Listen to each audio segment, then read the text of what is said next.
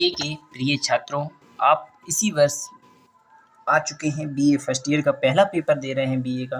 तो आपके लिए बता दूं, अगर इस वीडियो को आप देख रहे हैं तो इनको थोड़ा पढ़ना पड़ता है, जिससे कि आप जो पेपर में आते हैं उसे बनाकर लिखना पड़ता है, क्योंकि डायरेक्ट कोई भी नहीं लिख सकता। क्योंकि आपको 40 पेज की कॉपी आती है, लगभग 25 से 30 पेज तो मिनिमम भरना ही पड़ेगा, तो जब ही आप पास हो पाएंगे। तो इसके लिए आपको बनाना ही पड़ेगा, क्योंकि इतना याद करना असंभव है। और सिर्फ आप जानते हैं सभी बच्चे कि पेपर जब आते हैं 1-2 दिन ही पढ़ते हैं, तो 1-2 दिन में सिर्फ आपको इनको पढ़ते जाना है। जो मैं बताने वाला हूँ अति महत्वपूर्ण क्वेश्चन, ऑब्जेक्टिव हों उनको भी, और लघु हों दीर्घ हों सभी को, तो बस आप कंप्लीट कर लेंगे। तो बीए के सभी छात्र चलिए यहाँ पर देखने जा रहे हैं। तो इतिहास में यहाँ पूछा है, इतिहास की विभिन्न अवधारणाओं पर प्रकाश डालिए। तो इसके बारे में दिया गया है, तो इसका आंसर आप देख लीजिएगा। इसके बाद आगे देखेंगे, तो इसी का जो आगे का है तो इसे भी आप यहाँ पर कंप्लीट कर लीजिएगा। चलिए इसी का आगे का थोड़ा और है, तो इसे भी आप कंप्लीट कर लीजिए। यहाँ से आपके इतिहास के पुरातात्विक स्रोत कौन से हैं, तो इसके बारे में पूछा गया है। इतिहास क्या है, इतिहास की कोई 2 परिभाषाएं दीजिए।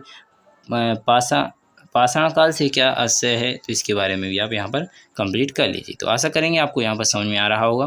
तो चलिए यहाँ पर आपने इनको सभी को देख लिया, नीचे भी जो क्वेश्चन है उनको भी देख लीजिएगा। पाषाण काल के बारे में ऊपर भी एक क्वेश्चन दिया गया है, पाषाण काल को कितने भागों में बांटा गया है, तो इसके बारे में भी लिख लीजिएगा।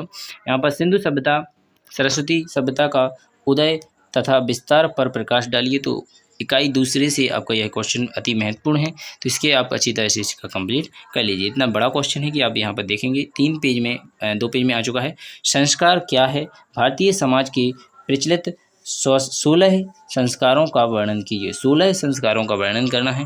तो यहाँ पर आपके संस्कार हैं, जैसे गर्भधान और पुष्पवन, इसके बाद सीमेंत्रोत्सर्ग, जात वर्ग, यहाँ पर नाकरण, निष्क्रासन, अन्य प्राशन, यहाँ पर चूड़ाकरणन। इस प्रकार आप इनको 16 को लिख सकते हैं। 8 आपने यहाँ पर देख लिए हैं। चलिए आगे देख लिए अगला क्वेश्चन, ग्राम बुद्ध के विचारों का संक्षिप्त में उल्लेख कीजिए। तो यहाँ पर इसके बारे में पूछा गया है, तो इसके बारे में भी यहाँ पर आप देख लीजिएगा और पढ़ लीजिएगा।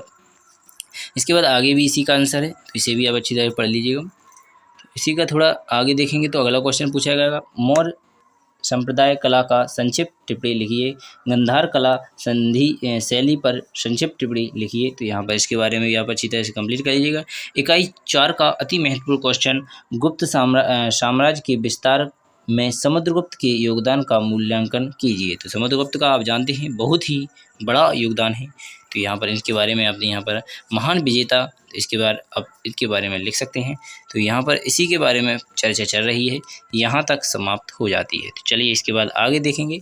तो अगला क्वेश्चन पूछा गया है, गुप्त युग में निर्मित बौद्ध एवं हिंदू मूर्तियों पर गुफा में कला का सविस्तार वर्णन कीजिए। तो यहाँ पर कितना विस्तार हुआ इसके बारे में पूछा गया है। तो यहाँ पर आप देख सकते हैं, जैसे स्थापत्य कला, वास्तुकला, मूर्ति या शिल्पकला, यहाँ पर गुप्तकालीन चित्रकला, इसके बाद गुप्त युग की चित्रकला की विशेषताएं पूछी गई हैं। गुप्तकालीन धातु कला की यहाँ पर निष्कर्षण दिया गया है, यहाँ पर आपका कंप्लीट हो जाता है। इसके बाद आगे देखेंगे तो मिहिर भोज की उपलब्धियाँ बताइए। यहाँ पर नाटभट्ट सेकंड की उपलब्धियाँ बताइए। इसके बारे में आपका इकाई 5 से अति महत्वपूर्ण क्वेश्चन, राष्ट्रकूट की उत्पत्ति का संक्षिप्त में वर्णन कीजिए।